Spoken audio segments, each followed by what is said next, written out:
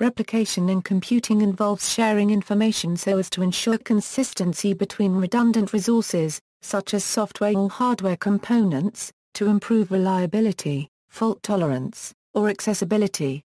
Terminology: one speaks of data replication if the same data is stored on multiple storage devices, computation replication if the same computing task is executed many times.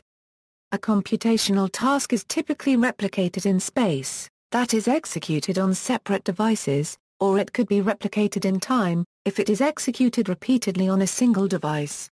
Replication in space or in time is often linked to scheduling algorithms. The access to a replicated entity is typically uniform with access to a single, non-replicated entity. The replication itself should be transparent to an external user. Also, in a failure scenario, a failover of replicas is hidden as much as possible. The latter refers to data replication with respect to quality of service aspects. Computer scientists talk about active and passive replication in systems that replicate data or services. Active replication is performed by processing the same request at every replica. Passive replication involves processing each single request on a single replica and then transferring its resultant state to the other replicas. If at any time one master replica is designated to process all the requests, then we are talking about the primary backup scheme predominant in high availability clusters. On the other side, if any replica processes a request and then distributes a new state, then this is a multi-primary scheme. In the multi-primary scheme, some form of distributed concurrency control must be used, such as distributed lock manager. Load balancing differs from task replication, since it distributes a load of different computations across machines, and allows a single computation to be dropped in case of failure. Load balancing, however, sometimes uses data replication internally, to distribute its data among machines. Backup differs from replication in that it saves a copy of data unchanged for a long period of time. Replicas, on the other hand, undergo frequent updates and quickly lose any historical state. Replication is one of the oldest and most important topics in the overall area of distributed systems. Whether one replicates data or computation, the objective is to have some group of processes that handle incoming events. If we replicate data, these processes are passive and operate only to maintain the stored data, reply to read requests, and API updates. When we replicate computation, the usual goal is to provide fault tolerance. For example, a replicated service might be used to control a telephone switch, with the objective of ensuring that even if the primary controller fails, the backup can take over its functions. But the underlying needs are the same in both cases. By ensuring that the replicas see the same events in equivalent orders, they stay in consistent states and hence any replica can respond to queries. Replication models in distributed systems equals, a number of widely cited models exist for data replication, each having its own properties and performance. Transactional replication. This is the model for replicating transactional data, for example a database or some other form of transactional storage structure. The one-copy serializability model is employed in this case, which defines legal outcomes of a transaction on replicated data in accordance with the overall ACID properties that transactional systems seek to guarantee. State machine replication. This model assumes that replicated process is a deterministic finite automaton and that atomic broadcast of every event is possible. It is based on a distributed computing problem called distributed consensus and has a great deal in common with the transactional replication model. This is sometimes mistakenly used as synonym of active replication. State machine replication is usually implemented by a replicated log consisting of multiple subsequent rounds of the Paxos algorithm. This was popularized by Google's Chubby system, and is the core behind the open-source Keyspace data store. Virtual synchrony. This computational model is used when a group of processes cooperate to replicate in-memory data or to coordinate actions. The model defines a distributed entity called a process group. A process can join a group, and is provided with a checkpoint containing the current state of the data replicated by group members. processes can then send multicasts to the group and will see incoming multicasts in the identical order. Membership changes are handled as a special multicast that delivers a new membership view to the processes in the group. Database replication. Database replication can be used on many database management systems, usually with a master-slave relationship between the original and the copies. The master logs the updates, which then ripple through to the slaves. The slave outputs a message stating that it has received the update successfully, thus allowing the sending of subsequent updates. Multi-master replication, where updates can be submitted to any database node, and then ripple through to other servers, is often desired, but introduces substantially increased costs and complexity which may make it impractical in some situations. The most common challenge that exists in multi-master replication is transactional conflict prevention or resolution. Most synchronous or eager replication solutions do conflict prevention, while asynchronous solutions have to do conflict resolution. For instance, if a record is changed on two nodes simultaneously, an eager replication system would detect the conflict before confirming the commit and abort one of the transactions. A lazy replication system would allow both transactions to commit and run a conflict resolution during resynchronization. The resolution of such a conflict may be based on a timestamp of the transaction, on the hierarchy of the origin nodes, or on much more complex logic, which decides consistently on all nodes. Database replication becomes difficult when it scales up. Usually, the scale-up goes with two dimensions, horizontal and vertical. Horizontal scale-up has more data replicas, vertical scale-up has data replicas located further away in distance. Problems raised by horizontal scale-up can be alleviated by a multi-layer multi-view access protocol. Vertical scale-up causes fewer problems in that internet reliability and performance are improving. When data is replicated between database servers, so that the information remains consistent throughout the database system and users cannot tell or even know which server in the DBMS they are using, the system is said to exhibit replication transparency. Disk storage replication. Active storage replication is usually implemented by distributing updates of a block device to several physical hard disks. This way, any file system supported by the operating system can be replicated without modification, as the file system code works on a level above the block device driver layer. It is implemented either in hardware or in software. The most basic method is disk mirroring, typical for locally connected disks. The storage industry narrows the definitions, so mirroring is a local operation. A replication is extendable across a computer network, so the disks can be located in physically distant locations, and the master-slave database replication model is usually applied. The purpose of replication is to prevent damage from failures or disasters that may occur in one location, or in case such events do occur, improve the ability to recover. For replication, latency is the key factor because it determines either how far apart the sites can be or the type of replication that can be employed. The main characteristic of such cross-site replication is how write operations are handled. Synchronous replication guarantees zero data loss by the means of atomic write operation, that is, write either completes on both sides or not at all. Write is not considered complete until acknowledgement by both local and remote storage. Most applications wait for a write transaction to complete before proceeding with further work, hence overall performance decreases considerably. Inherently, performance drops proportionally to distance, as latency is caused by speed of light. For 10 km distance, the fastest possible round trip takes 67 I1/4 s, whereas nowadays a whole local cached write completes in about 10 to 20 I1/4 s.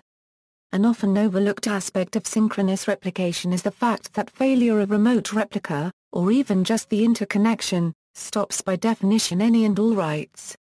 This is the behavior that guarantees zero data loss. However, many commercial systems at such potentially dangerous point do not freeze, but just proceed with local writes, losing the desired zero recovery point objective.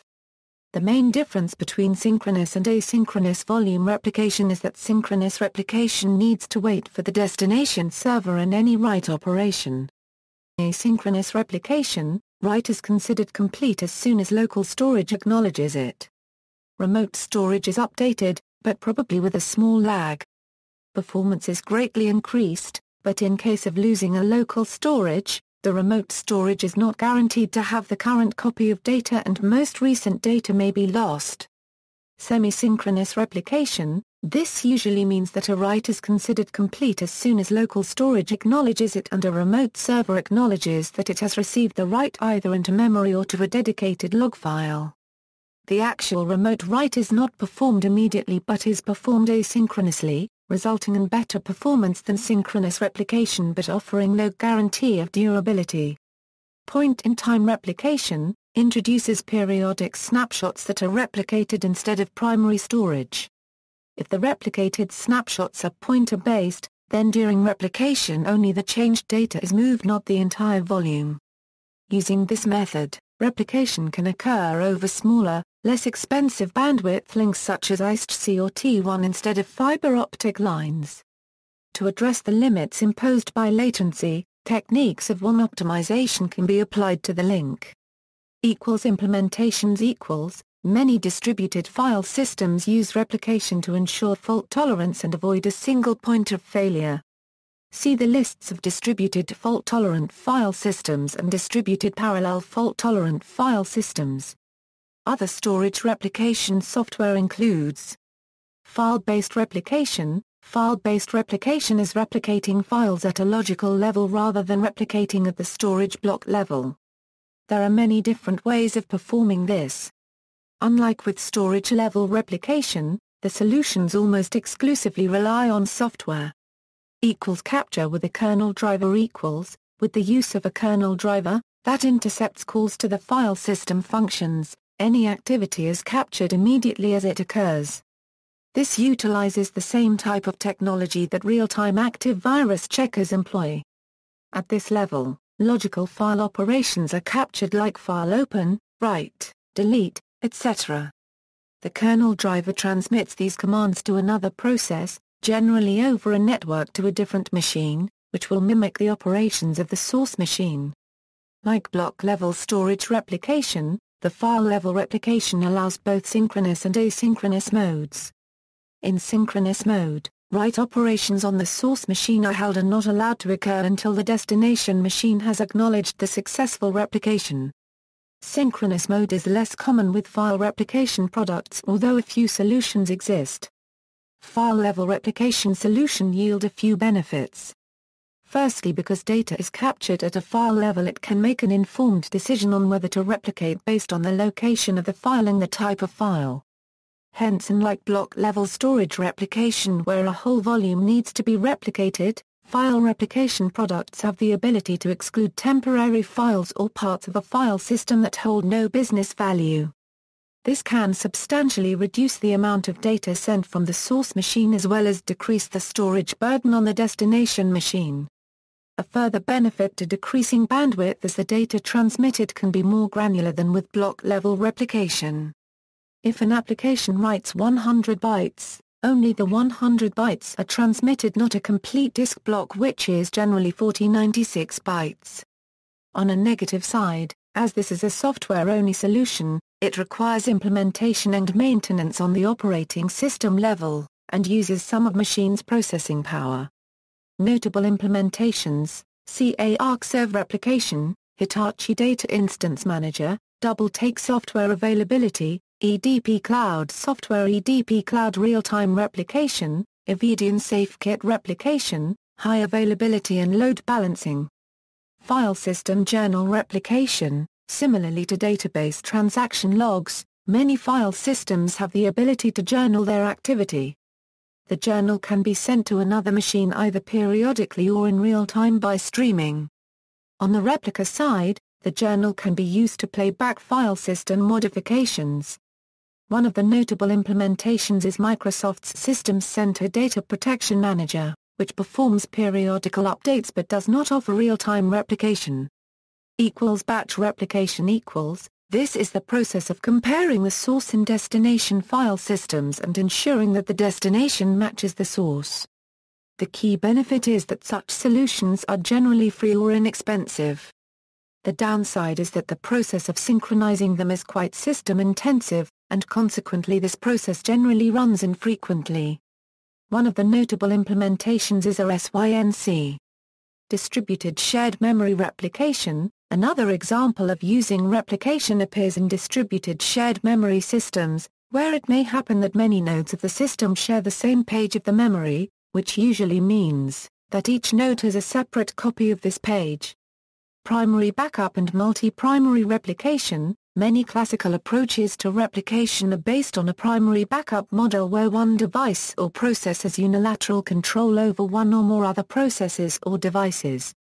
For example, the primary might perform some computation, streaming a log of updates to a backup process, which can then take over if the primary fails. This approach is the most common one for replicating databases, despite the risk that if a portion of the log is lost during a failure, the backup might not be in a state identical to the one the primary was in, and transactions could then be lost.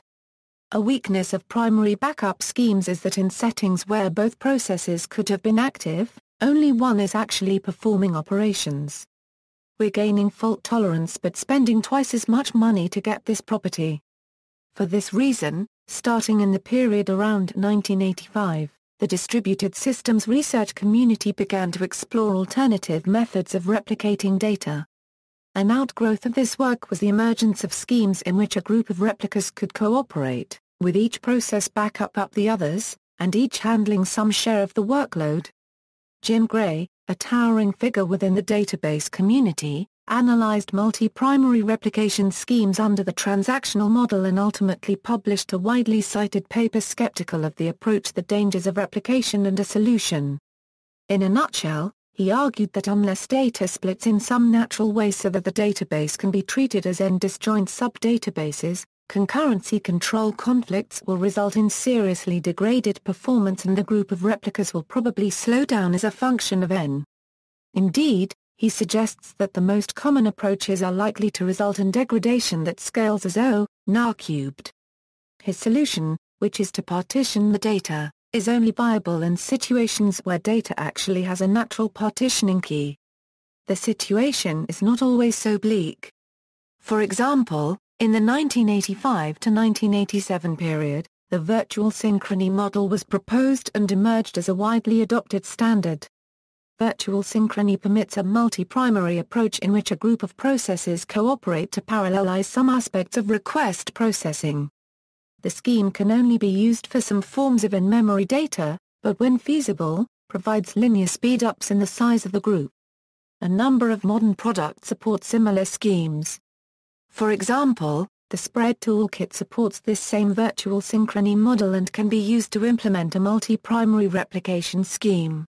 It would also be possible to use C-Ensemble or Quicksilver in this manner. WANDisco permits active replication where every node on a network is an exact copy or replica and hence every node on the network is active at one time. This scheme is optimized for use in a wide area network. See also. References